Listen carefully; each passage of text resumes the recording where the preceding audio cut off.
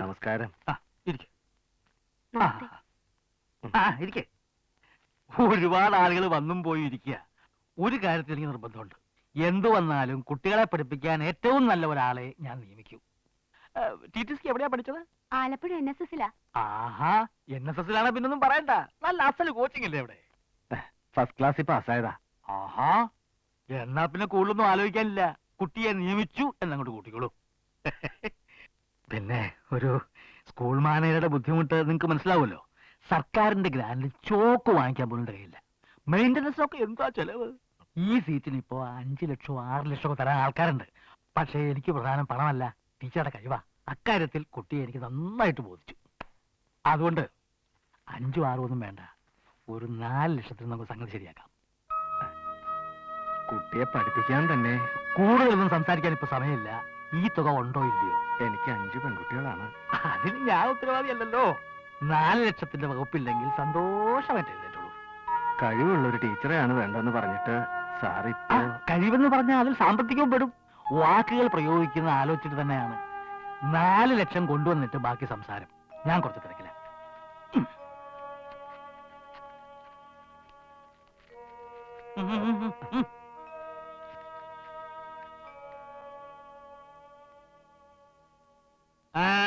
എന്താ പിന്നെ നിൽക്കുന്നത്? ഞങ്ങള് ഒരു വിലപേശൽ ഞാൻ തയ്യാറല്ല. 6 കൊല്ലത്തിന് ശേഷമാണ് ഇങ്ങനെ സീറ്റ് ഒഴിവ് വരുന്നത്. ആരാദ്യം പണം കൊണ്ടിരുന്നോ അവർക്ക് സീറ്റ്. പൊക്കോളൂ. ഓടോ. ലക്ഷങ്ങൾ എത്ര കിട്ടിയച്ചാ? എന്ത് ലക്ഷങ്ങള്? പഠിപ്പിക്കാൻ മിടുക്കുള്ളവരെയാണ് ഞാൻ നോക്കുന്നത്. ആരെ? അച്ഛനോ? 4 ലക്ഷം കിട്ടിയാലേ ആളെ ചേർക്കുമെന്ന് അച്ഛൻ പറയണ കേട്ടല്ലോ. അങ്ങനല്ല. 4 ലക്ഷം വേണേ കിട്ടും, പക്ഷെ പണമല്ല കഴിവാണ് പ്രധാനം എന്ന് ഞാൻ അവരെ പറഞ്ഞ് മനസ്സിലാക്കുകയായിരുന്നു. അതെ, പണ്ട് ഇവിടെ നീവിനിയായിരുന്ന ഒരു മാഷുണ്ടായിരുന്നല്ലോ. നിയമപ്രകാരം ഈ സീറ്റ് അങ്ങർക്കല്ലേ കൊടുക്കേണ്ടത്? പണ്ട് അങ്ങനെ ഒരു നിയമം ഉണ്ടായിരുന്നു. ആ നിയമം ഇപ്പോഴും ഉണ്ട്. അതെ. നിങ്ങൾ ആരും എന്നെ നിയമം പഠിപ്പിക്കണ്ട. അയാളോടൊന്ന് 25,000 രൂപ വാങ്ങിച്ചില്ലേ? ആര് വാങ്ങിച്ചു? ഇല്ലേ? അയാളൊന്നും തിരിച്ചു വാങ്ങിച്ചോണ്ട് പോയല്ലോ. ആരും ഒന്നും തിരിച്ചു വാങ്ങിച്ചില്ല. ഇതൊന്നും ദൈവത്തിന് എടുക്കുന്ന പണിയല്ല കേട്ടോ. ഇത് വലിയ ശല്യമായല്ലോ. എന്റെ മോക്ക് എന്റെ അച്ഛൻ കൊടുത്തതാ സ്കൂള്. ഇവക്കിപ്പോ വയസ്സ് എത്ര എന്ന് പുന്നാര അച്ഛന് വല്ല നിശ്ചയമുണ്ടോ?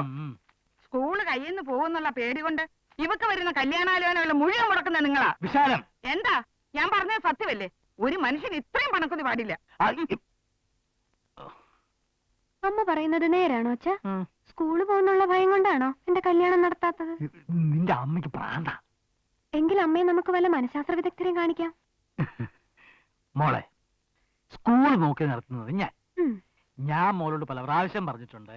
ആ സ്കൂളിന്റെ അവകാശം അച്ഛന്റെ പേർക്ക് എഴുതി തന്നേക്കാൻ. അത് നടക്കില്ല അച്ഛാ. ഞാനത് എഴുതി തന്ന അച്ഛനത് അപ്പ തന്നെ മറ്റാർക്കെങ്കിലും വിൽക്കും. അച്ഛൻ മരിച്ച ആ സ്കൂളെങ്കിലും എന്റെ പേരിലുണ്ടല്ലോ എന്ന് കരുതി ഏതെങ്കിലും ഒരു മരങ്ങോടെ നിന്നെ കെട്ടാൻ വന്നെന്ന് വരും. അതുകൊണ്ട് ആ സ്കൂൾ എന്റെ പേര് തന്നെ ഇരിക്കട്ടെ. നീ ഒന്നും ഒരു കാലത്തും ഗുണം പിടിക്കാൻ പോകുന്നില്ല. അച്ഛനെങ്കിലും ഒന്ന് ഗുണം പിടിച്ചു കണ്ടാ മതിയായിരുന്നു.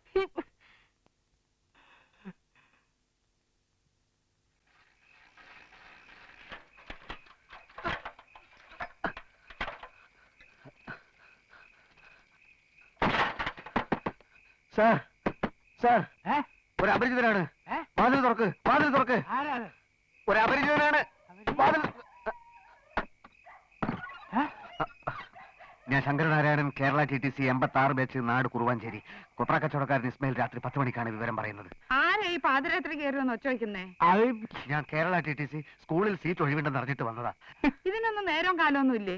രാത്രി 2 മണിക്കാണോ KTC? ഇതാരാ, മകളാണോ? അയ്യോ, ഇതെന്താ സൈക്കിളോ?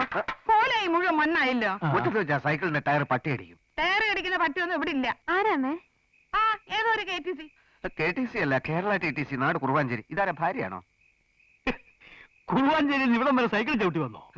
25 കിലോമീറ്ററല്ലേ ഉള്ളൂ. സാധാരണ 50-100 കിലോമീറ്റർ ഒക്കെയാണ് സൈക്കിൾ ഓടിക്കുന്നത്. ഒരു ജോലിക്ക് വേണ്ടിയിട്ട് ഓട്ടം തുടങ്ങിയിട്ട് നാള് കുറച്ചായേ. സൈക്കിൾ ഇറക്കി നോക്കണോ?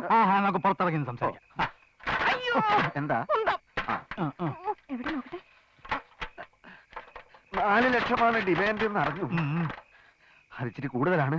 എന്നാൽ സീറ്റ് എനിക്ക് വേണം. സീറ്റ് തരാം, പക്ഷെ ഉറപ്പ് തരണമെങ്കിൽ പകുതി പണം അഡ്വാൻസ് ആയിട്ട് ഉടനെ കിട്ടണം. ഓ, സമാധാനായി. മറ്റാർക്കെങ്കിലും ഇതിനകം വാക്ക് കൊടുത്തിരിക്കുമെന്നുള്ള ഭയമായിരുന്നു. എങ്കിൽ പിന്നെ ഞാനിനി നിൽക്കുന്നില്ല. അഡ്വാൻസ് ആയിട്ട് വരാം. മറക്കരുത്, ശങ്കരനാരായണൻ, കേരള TTC, കുറുവാഞ്ചേരി.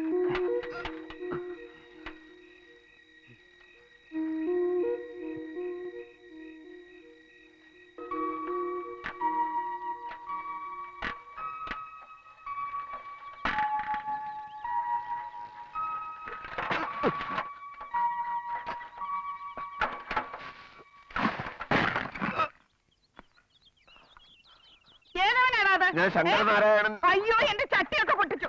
ഇയാൾ ഈ സൈക്കിൾ നോക്കിയെടുത്ത് എങ്ങോട്ട് പോന്നു? മുറ്റത്ത് നോക്കിയെടുത്തോ സൈക്കിൾ? അല്ല, മുറ്റത്ത് വെച്ച സൈക്കിളിന്റെ ടയർ പട്ടി കോലയിൽ സൈക്കിൾ വെച്ചൊക്കെ ഞാൻ സമ്മതിക്കില്ല. എങ്ങോട്ട് ഇറക്ക്? അല്ല, പട്ടി. പട്ടി എന്റെ തന്ത. ഇങ്ങോട്ട് ഇറക്ക്. അടിച്ചു വരും. ഞാൻ അഡ്വാൻസ് കൊണ്ട് വന്നതാ. എന്താ വിശാലം ഇത്? വീട്ടിൽ വരുന്ന അതിഥികളോട് ഇങ്ങനെയാണോ പെരുമാറുന്നത്? എന്താ ദീ ഇയാൾ ചട്ടി പൊട്ടിച്ചു? ഒരു ചട്ടി പൊട്ടിയെങ്കിൽ 10 ചട്ടി വേറെ വാങ്ങിക്കാമല്ലോ. വിട്ടേക്കമ്മേ, അച്ഛന്റെ 4 ലക്ഷത്തെ ഉപദ്രവിക്കാതെ. 4 ലക്ഷം എന്നൊക്കെ ആദായ നികുതിക്കാർ കേട്ടാ നമ്മളെല്ലാം അകത്താവും. എന്തായാലും 4 ലക്ഷം വാങ്ങിച്ചിട്ടാണ് ആളെ ചേർക്കുന്നതെന്ന് അച്ഛനിപ്പോ സമ്മതിച്ചോ? എല്ലാം നിനക്ക് വേണ്ടിയാ മോളെ. ഈ തുക കിട്ടിയിട്ട് വേണം മോളെ കല്യാണം കഴിച്ച് അയപ്പിക്കാൻ. ഓ എന്തൊരഭിനയം. അപ്പൊ കാര്യങ്ങൾ പരസ്പര പൂരകമാണ്. ജോലി കിട്ടിയിട്ട് വേണം എനിക്ക് കല്യാണം കഴിക്കാൻ, എന്റെ 4 ലക്ഷം കിട്ടിയിട്ട് വേണം മകളെ കല്യാണം കഴിപ്പിക്കാൻ. ലക്ഷത്തിന്റെ കാര്യം പതുക്കെ പറയാൻ പറഞ്ഞിടൂ. അഡ്വാൻസ് തുക തൽക്കാലം 1 ലക്ഷം മാത്രമേ കൊണ്ടുവന്നിട്ടുള്ളൂ. 2 ലക്ഷം കൊണ്ടുവരാന്ന് പറഞ്ഞ് പോയിട്ട് ശരിയാവും, ഉടനെ ശരിയാവും. ഇതങ്ങ് വാങ്ങിയാട്ടെ. അല്ല അത് ബാക്കി 3 ലക്ഷം കിട്ടിയിട്ട് എന്നെ അപ്പോയിന്റ് ചെയ്താൽ മതിയെന്നേ. ആ, അല്ല, എനിക്കിതിനൊരു രസീതി വേണം. അതൊന്നും നടക്കില്ല. ആദായ നികുതിക്കാണെങ്കിൽ നമ്മളെ 2 പേര് അകത്താക്കും. അപ്പോ ഞാൻ പുറത്തു പോയി 2 സാക്ഷികളെ കൂട്ടിക്കൊണ്ട് വന്നാൽ. എന്തിന്? അല്ല സാറി, തുക വാങ്ങിച്ചോന്ന് എനിക്കൊരു ഉറപ്പിന്. സാക്ഷികളല്ലല്ലോ ഈ നിൽക്കുന്നത്. ഇത് മതിയാ. പോരെങ്കിൽ ഏറ്റവും വലിയ സാക്ഷിയല്ലേ മോള് നിൽക്കുന്നത്. ആര്? കർമ്മസാക്ഷി സൂര്യഭഗവാൻ. അപ്പൊ പിന്നെ ഞാൻ നിൽക്കുന്നില്ല. ബാക്കി 3 ലക്ഷം സംഘടിപ്പിക്കണമല്ലോ. പൊട്ടിയ ചട്ടി വാങ്ങിക്കണം. എന്തൊക്കെ ആവശ്യങ്ങളായി ഈശ്വരാ. കുടുകുടു കുടുകുടു കേൾക്കുന്നു, ഇടിയുടെ ശബ്ദം കേൾക്കുന്നു. മാനത്തച്ഛൻ 10 തേങ്ങ പെറുക്കിയിടുന്നല്ലോ.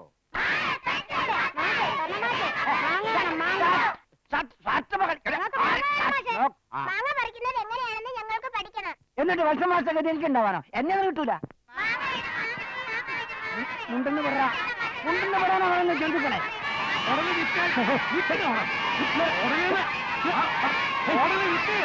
എങ്ങോട്ടായിരിക്കണമുണ്ട്? കാളച്ചന്തയിലേക്ക്. രാവിലെ തുടങ്ങിയ കാളച്ചന്ത കാണണോ? വെള്ളം ആടി മാണിക്ക് കൊഴന്ന് നേരിട്ട് കാണണോത്രേ. ചെല്ല് ചെല്ല്. എന്താ ഗോലക്ഷ്മാഷി വരും അറിയിച്ചോന്ന് ചോദിച്ചാൽ അകത്തിൽ സംസാരിക്കാം.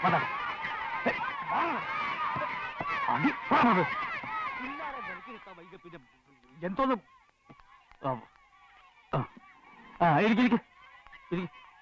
നമുക്ക് 2-3 കാര്യങ്ങളാണ് പ്രധാനമായിട്ട് ആലോചിക്കാനുള്ളത്.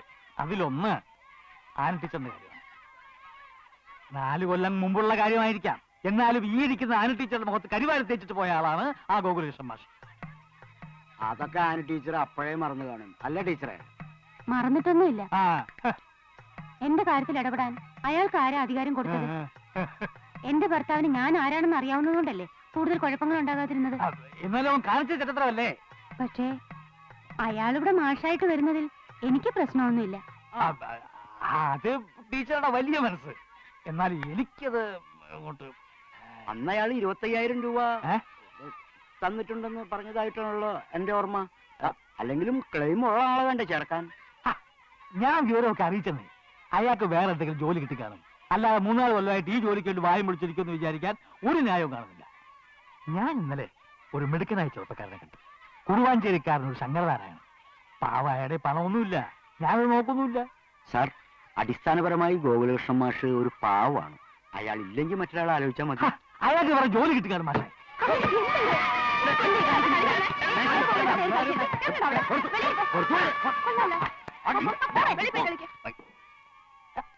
ഈ DPIP വലിയ ചതിയായിപ്പോയി. ഒരെണ്ണം പറഞ്ഞാൽ അനുസരിക്കില്ല. രക്ഷിതാക്കളാണെങ്കിൽ ദിവസേന വന്നോണ്ടിരിക്കുക. അതെന്തിന്? പിള്ളേരുടെ TC വാങ്ങാൻ. അല്ലാതെന്തിനാ? ഈ പാഠ്യപദ്ധതിയിൽ പലർക്കും വിശ്വാസമില്ല.